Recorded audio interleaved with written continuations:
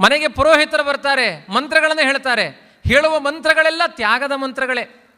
ಅವ್ರು ಹೇಳ್ತಾರೆ ಪಕ್ಕದವರಿಗೆ, ಇಂಗಳು ತ್ಯಾಗ ಪಣ್ಲೆ ಏನು ಮಂತ್ರ ಪಣ್ಪೆ ಅಂತ, ನೀವು ತ್ಯಾಗ ಹೇಳಬೇಕು ಅಂತ. ಏನು ತ್ಯಾಗ ಅಂದರೆ ಇದಂ, ಪ್ರತಿಯೊಂದು ಮಂತ್ರದಲ್ಲಿಯೂ ಇಂದ್ರಾಯ ಸ್ವಾಹ, ಇಂದ್ರಾಯ ಇದಂ ನ ಮಮ, ಇದು ಇಂದ್ರನಿಗೆ ಕೊಟ್ಟದ್ದು, ನನಗೆ ಸ್ವಾರ್ಥ ಇಲ್ಲ, ನನಗೆ ಸ್ವಾರ್ಥ ಇಲ್ಲ, ನನಗೆ ಸ್ವಾರ್ಥ ಇಲ್ಲ.